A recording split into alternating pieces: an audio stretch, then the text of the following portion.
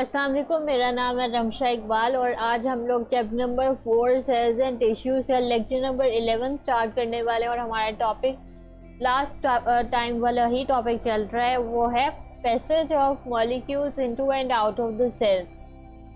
Last lecture में हम लोगों ने स्टडी किया था और डिफ्यूजन देखा था, फिर फैसिलिटेटेड डिफ्यूजन देखा था, फिर हम लोगों ने ऑस्मोसिस देखा था। ऑस्मोसिस में हम लोगों ने किस तरह से अंडरस्टैंड किया था, हम लोगों ने टोनिसिटी वाला कंसेप्ट यूज किया था। ठीक है, उसमें हम लोगों ने 3 टर्म्स भी स्टडी की थी। एक हमारे पास था हाइपरटोनिक सोल्यूशन, एक हमारे पास था आइसोटोनिक सोल्यूशन और एक हमारे पास था हाइपोटोनिक सोल्यूशन। ठीक है, आज हम लोग उन्हीं सॉल्यूशंस को लेके चलते हैं। अच्छा, आज हम लोगों ने जो स्टडी करने हैं टॉपिक्स, वो आज हमारा सबसे पहला टॉपिक है वाटर बैलेंस प्रॉब्लम्स। कि हमारे पास किस तरह से बैलेंसिंग में प्रॉब्लम्स अगर होती हैं सेल्स के अंदर, क्योंकि हमारे पास डिफरेंट किस्म के एनवायरनमेंट्स हैं, हाइपरटोनिक है, हाइपोटोनिक और आइसोटोनिक है।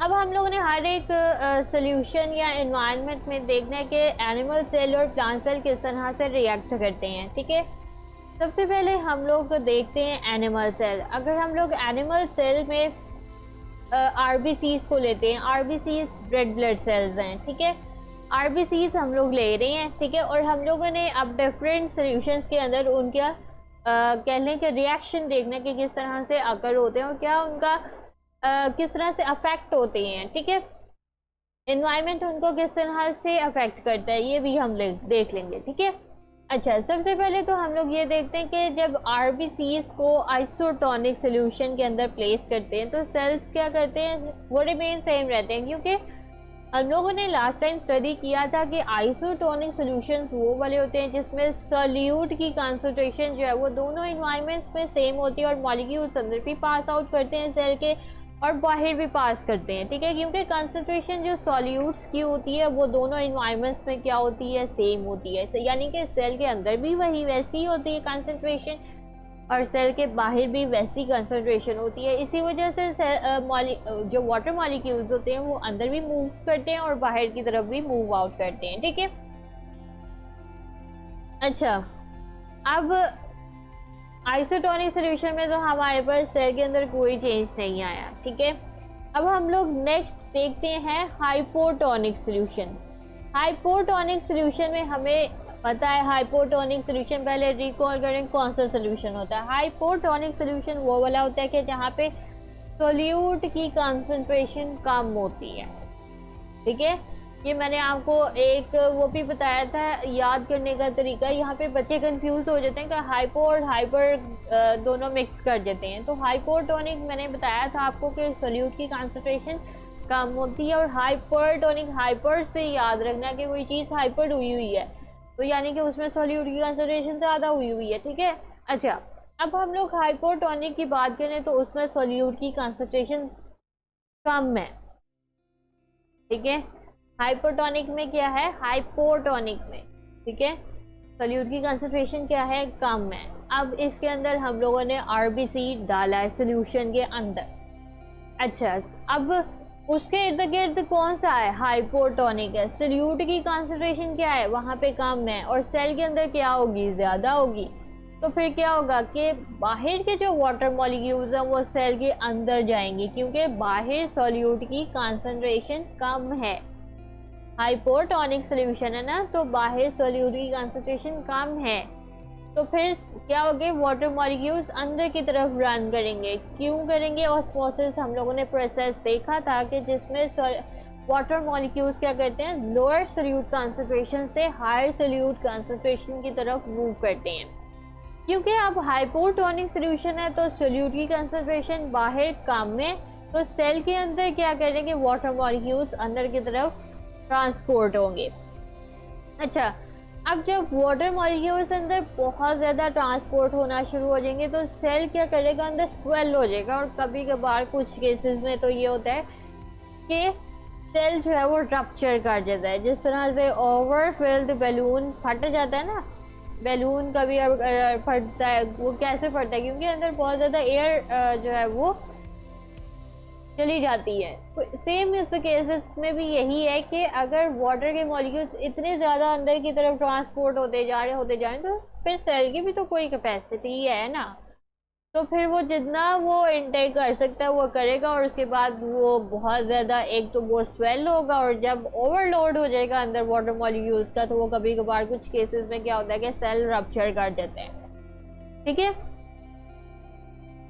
अच्छा, हाइपोटोनिक सोल्यूशन अगर हम लोग डेली लाइफ में देखें तो ये वाला सोल्यूशन कहाँ पे होता है, ऐसा इन्वायरमेंट कहाँ पे होता है, तो वो फ्रेश वाटर में होता है। फ्रेश वाटर जो एनवायरनमेंट है ना वहाँ पे हाइपोटोनिक सोल्यूशन होता है। वहाँ पे यूजुअली जो है वो एनिमल सेल्स जो होते हैं ना उसके अंदर वाटर मॉलिक्यूल्स क्या करते हैं अंदर की तरफ रन करते हैं, तो इस वजह से एनिमल सेल्स में कुछ वेज रेमिडीज या कुछ इस तरह के प्रोसेसेस होने चाहिए जिससे वो इस तरह की ओवरलोडिंग को प्रिवेंट कर सकें, क्योंकि अंदर पानी के मॉलिक्यूल्स बहुत ज़्यादा अंदर इनटेक हो रहे हैं, तो इसको प्रिवेंट करने के लिए कुछ उसके अंदर रेमेडीज या प्रिवेंशन के लिए कुछ वेज होने चाहिए। अच्छा, नेक्स्ट हमारे पास सोल्यूशन आता है हाइपरटोनिक सोल्यूशन। हाइपरटोनिक सोल्यूशन में क्या होता है कि सेल क्या करता है, लूज करता है वाटर को। क्यों? क्योंकि हाइपरटोनिक सोल्यूशन में हमें पता है कि जहाँ पे सोल्यूट की कंसंट्रेशन क्या होती है, ज़्यादा होती है। अब क्योंकि सोल्यूशन के अंदर कंसंट्रेशन ज़्यादा है और जो सेल है उसके अंदर कम होगी ना, ऑब्वियसली हाइपरटोनिक सोल्यूशन है तो सोल्यूट की कंसंट्रेशन यहाँ पे बहुत ज़्यादा होनी है, सेल की निस्बत भी ज़्यादा होगी। ठीक है। तो इस केस में क्या होता है कि वाटर मॉलिक्यूल्स जो है वो सेल के अंदर जो प्रेजेंट थे वो क्या होंगे, बाहर की तरफ ट्रांसपोर्ट होंगे। जब वो बाहर की तरफ ट्रांसपोर्ट होंगे तो वाटर मॉलिक्यूल बहुत ज़्यादा निकलेंगे। ठीक है। इस केस में भी एक्सेसिव अमाउंट निकल सकती है वाटर मॉलिक्यूल्स की, जिसकी वजह से क्या होता है कि सेल जो है वो श्रिंक हो जाता है। ठीक है।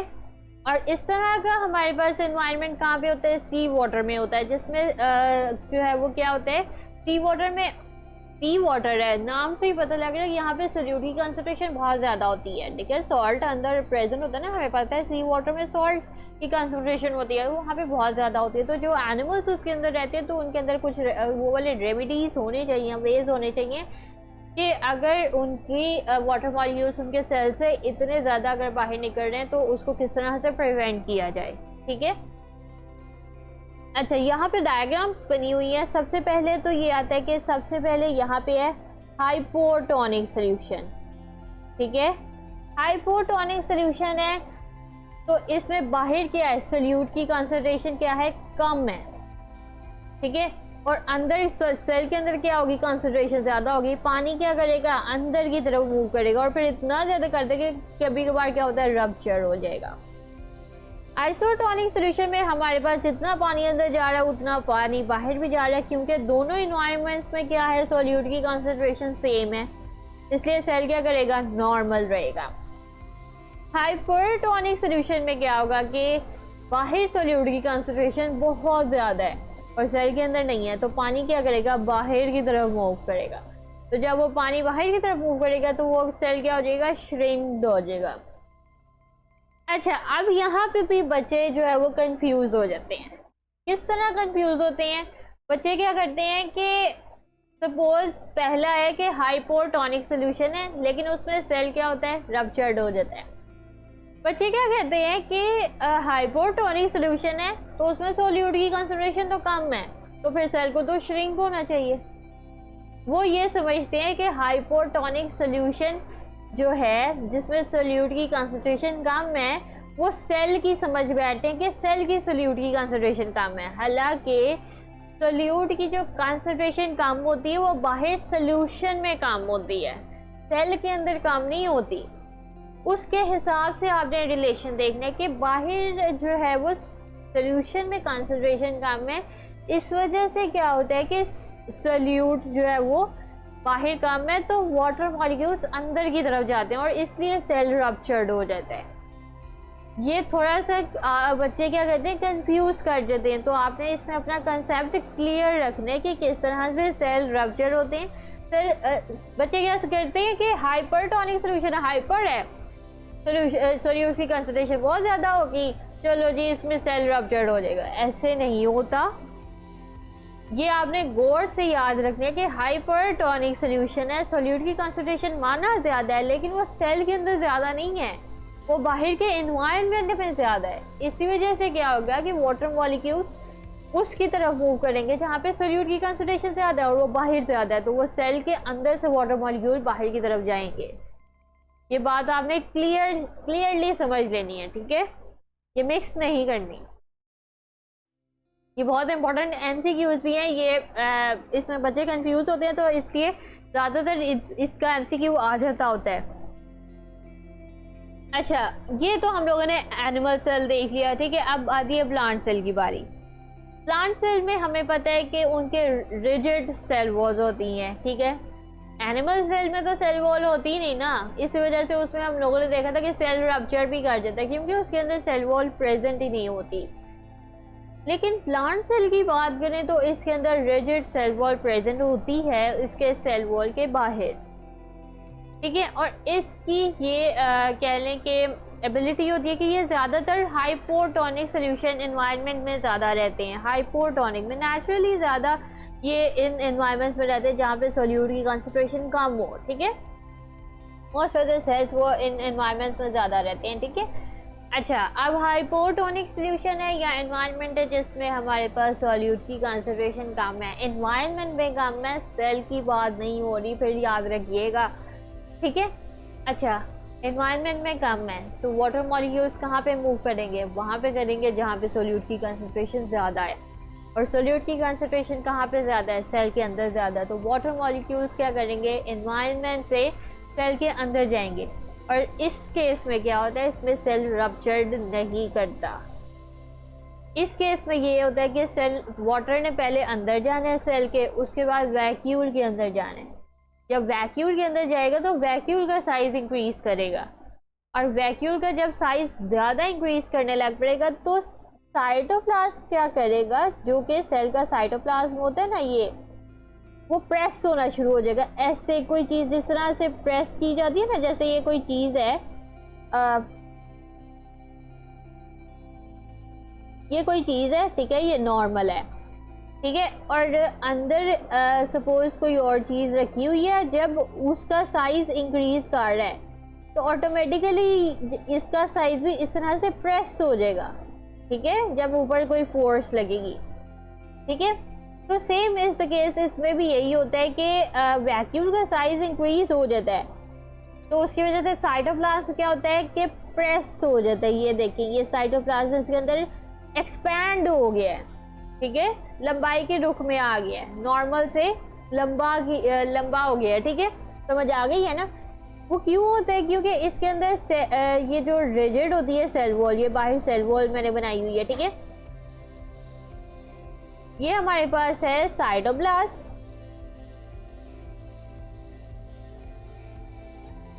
ये हमारे पास है सेल वॉल,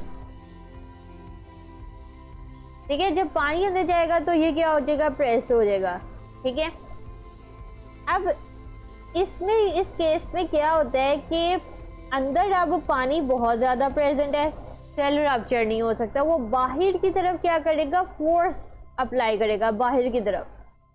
तो ये जो सेल क्या करते हैं, ये जो प्रेशर अप्लाई करते हैं ना, इसको हम लोग कहते हैं टर्गर प्रेशर, ठीक है। और इस पूरे फिनोमिना को क्या कहते हैं कि ये जो भी वाटर अंदर जाता है और इस तरह से जो है वो साइटोप्लाज्म में एक्सपैंड होता है और फिर प्रेशर अप्लाई किया जाता है, इस फिनोमिना को हम लोग कहते हैं टर्गर। ये बहुत इंपॉर्टेंट शॉर्ट क्वेश्चन है, याद रखना है, ठीक है। इस तरह से होता है। इसमें देखिए सेल रप्चर नहीं हुआ बल्कि क्या हुआ है? एक्सपैंड हो गया। आइसोटोनिक सोल्यूशन नेक्स्ट आता है हमारे पास। आइसोटोनिक सोल्यूशन में जितने वाटर मॉलिक्यूल्स बाहर होते हैं उतने अंदर मूव करते हैं, ठीक है, और उतने ही अंदर से बाहर की तरफ मूव करते हैं, क्योंकि दोनों एनवायरनमेंट्स में सोल्यूट की कंसंट्रेशन क्या होती है? सेम होती है, इसलिए सेल इसमें क्या करता है? नॉर्मल ही रहता है, ठीक है। ना तो इसमें टर्जिड होता है और ना ही फ्लैसिड होता है। फ्लैसिड का मतलब होता है कि ये ना तो लूज होता है और ना ही सख्त होता है, नॉर्मल कंडीशन में ही रहता है सेल। तीसरा हमारे पास आता है हाइपरटोनिक एनवायरनमेंट। हाइपरटोनिक एनवायरनमेंट में क्या होता है कि प्लांट सेल अंदर प्रेजेंट है लेकिन बाहर सोल्यूट की कंसंट्रेशन ज़्यादा है एनवायरनमेंट में। तो इस केस में क्या होगा कि वाटर मॉलिक्यूल्स सेल के अंदर से बाहर की तरफ मूव करेंगे। जब सेल के अंदर से पानी बाहर की तरफ मूव करेगा तो सेल क्या हो जाएगा, श्रिंक होना शुरू हो जाएगा और काफ़ी श्रिंक हो जाएगा। अंदर का जो वैक्यूल है वो भी श्रिंक हो जाएगा और इस श्रिंकिंग ऑफ साइटोप्लाज्म को हम कहते हैं प्लाज्मोलाइसिस। ये भी बहुत इंपॉर्टेंट शॉर्ट क्वेश्चन है, ठीक है।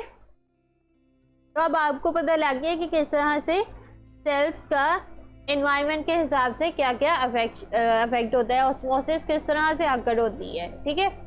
नेक्स्ट हमारे पास आता है ऑस्मोसिस एंड गार्ड सेल्स। अब गार्ड सेल्स क्या होते हैं? ऊपर हम लोगों ने एनिमल सेल्स और प्लांट सेल्स की बात की है, ठीक है। गार्ड सेल्स जो होते हैं, पहले आप स्टोमेटा को समझ लें। स्टोमेटा हमारे पास लीफ एपिडर्मिस। लीफ एपिडर्मिस का क्या मतलब है? एपिडर्मिस वो होता है, एपी का मतलब सबसे बाहर, डर्मिस डर्मा से आपको पता है ना, डर्मेटोलॉजिस्ट में भी आप जाते हैं तो स्किन, डर्मिस क्या है? स्किन, ठीक है। अच्छा, अब एपिडर्मिस यानी कि सबसे बाहर वाली स्किन की लेयर, ठीक है, इसको एपिडर्मिस कहते हैं। अब क्योंकि यहाँ पे लीफ की बात हो रही है, लीफ की जो सबसे बाहर वाली लेयर होती है ना, उसमें हमारे पास कुछ ओपनिंग्स प्रेजेंट होती हैं, ठीक है। उन ओपनिंग्स को हम लोग क्या कहते हैं? स्टोमेटा। अब उन स्टोमेटा के इर्द गिर्द हमारे पास क्या होते हैं? गार्ड सेल्स प्रेजेंट होते हैं। मतलब ये कि गार्ड सेल्स हैं, ठीक है, और उनके अंदर स्टोमेटा प्रेजेंट होती है, जो कि असल में क्या है? ओपनिंग्स हैं, ठीक है। अच्छा, अब ये किस तरह से अकर होता है? डे टाइम में आप क्या होती है कि गार्ड सेल्स में ग्लूकोज ज़्यादा होता है, तो इसलिए वो क्या होता है? हाइपरटोनिक होता है। गार्ड सेल्स में ग्लूकोज ज़्यादा है, यानी कि सोल्यूट की कंसंट्रेशन एनवायरनमेंट की निस्बत ज़्यादा है, ठीक है। गार्ड सेल्स में क्या है? ग्लूकोज ज़्यादा है।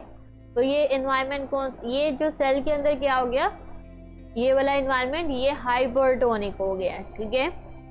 इस केस में क्या होगा? हाइपरटोनिक है ना, तो सेल बाहर से अंदर की तरफ मूव करेंगे, क्योंकि अंदर सोल्यूट की कंसंट्रेशन ज़्यादा है ना, तो सेल क्या करेंगे?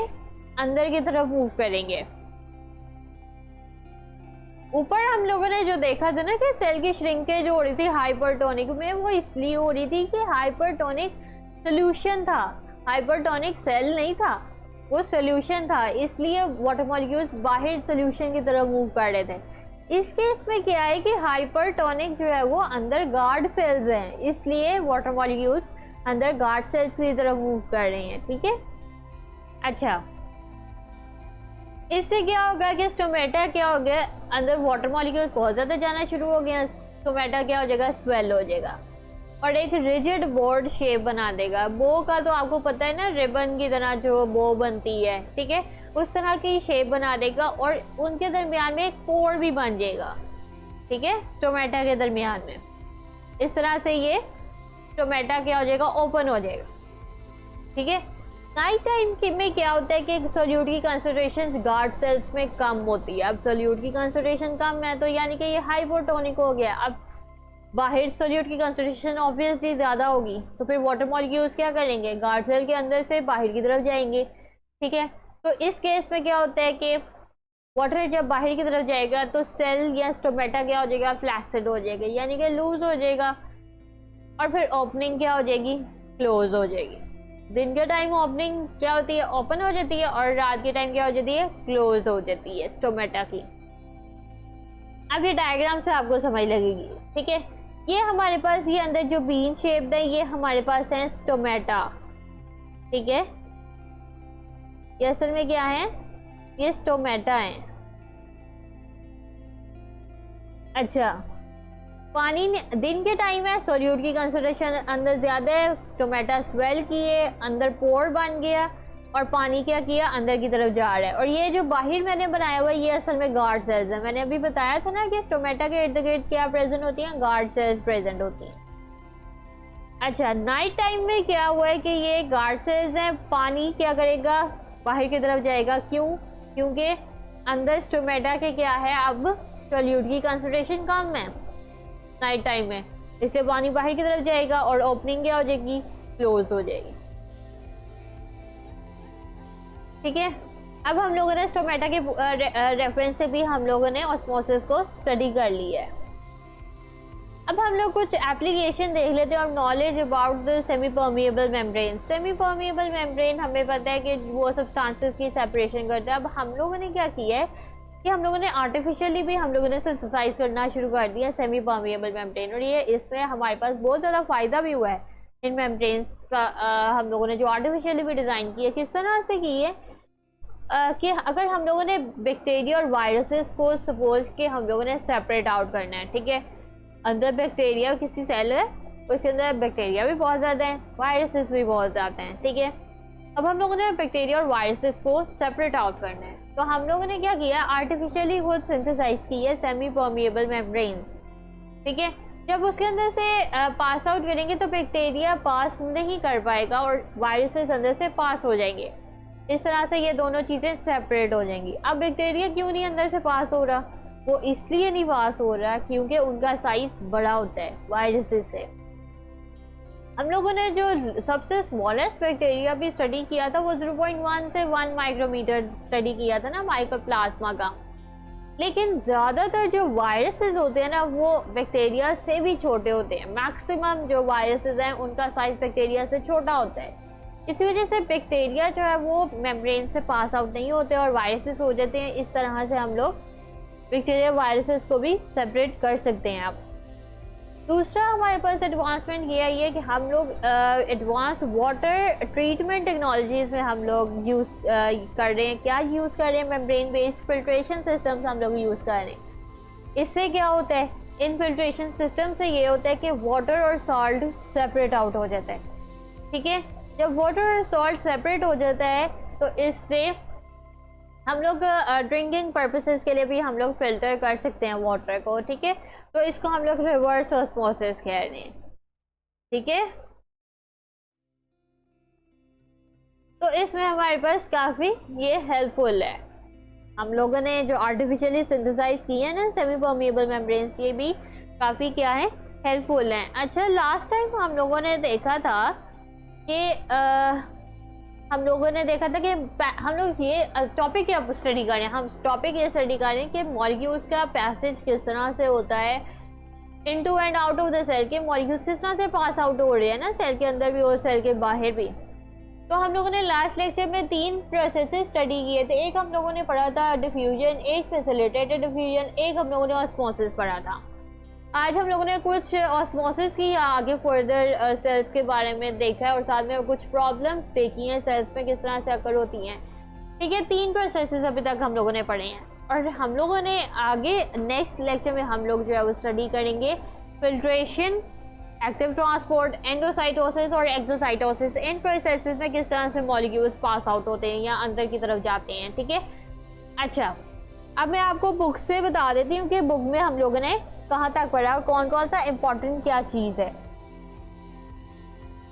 अच्छा, हम लोगों ने आज वाटर बैलेंस प्रॉब्लम स्टडी की है कि हमारे पास पहले हम लोगों ने एनिमल सेल में देखा है, ठीक है, मैंने आपको पढ़ाया। फिर उसके बाद हम लोगों ने इसमें मैंने आपको डायग्राम्स के साथ बताया कि किस तरह से जो है वो पूरे प्रोसेसेस अगर होते हैं डिफरेंट हमारे पास एनवायरनमेंट्स में। फिर हम लोगों ने इसमें प्लांट सेल्स देखे हैं, ये इसमें जो ये टर्गर प्रेशर हम लोगों ने देखे है, ये फिनोमिना जो टर्गर्ड होता है और प्लाज्मोलाइसिस श्रिंकेज जो होती है साइटोप्लाज्म की, ये बहुत ज़्यादा इंपॉर्टेंट शॉर्ट क्वेश्चन है, ये आपने लास्ट में याद करने हैं, ठीक है।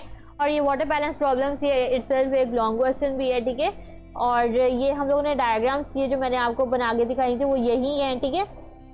इंपॉर्टेंट लॉन्ग क्वेश्चन है और साथ में शॉर्ट क्वेश्चन भी हैं और MCQs भी हैं। MCQs जो मैंने आपको बताया कि जिस तरह से वो कंफ्यूज कर देते हैं, तो आपने गौर से अपना कंसेप्ट क्लियर रखना है, ठीक है। अच्छा, उसके बाद हम लोगों ने इसमें ऑस्मोसिस एंड गार्ड सेल्स हम लोगों ने स्टडी की है कि स्टोमेटा में जो ओपनिंग्स होती हैं उसमें लीफ एपिडर्मिस के अंदर जो ओपनिंग्स होती हैं उसके इर्द गिर्द गार्ड सेल्स प्रेजेंट होते हैं। वो डे टाइम में हाइपरटोनिक होते हैं, नाइट टाइम में जो है वो क्या होते हैं, हाइपरटोनिक होते हैं, ठीक है। और सेल क्या करते हैं, दिन में जो है वो स्वेल करता है, रात के टाइम क्या करता है, फ्लैसिड हो जाता है, ठीक है।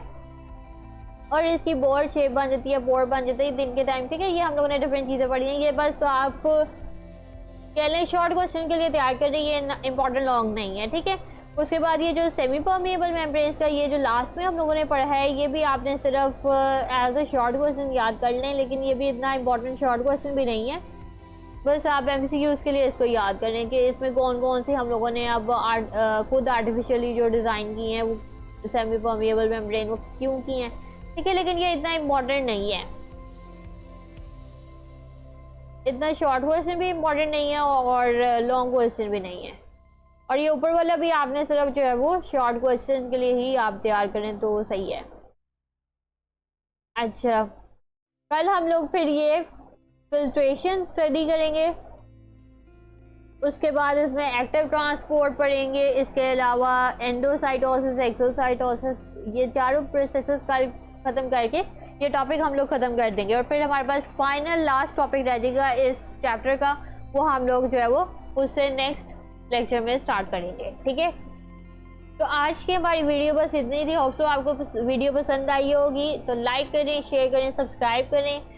लिंक आपको नीचे डिस्क्रिप्शन में मिल जाएगा, नोट्स आपको मिल जाएंगे। इसके अलावा एक और लिंक दिया हुआ है जिसमें जो कि प्रोडक्ट स्टोर है, आप वहाँ पे भी जाके विजिट कर सकते हैं और साथ में अगर कोई चीज़ पसंद आती है तो वहाँ से बाय कर सकते हैं, ठीक है। काफ़ी % ऑफ में लगा हुआ है, काफ़ी प्रोडक्ट्स लगी हुई हैं, तो रीज़नेबल प्राइसेस हैं, आप वहाँ से बाय कर सकते हैं। इसके अलावा जो है आपको अगर कोई चीज़ समझ में नहीं आती तो आप नीचे कमेंट्स में पूछ सकते हैं। तो आज के लिए इतना ही, अल्लाह हाफ़िज़।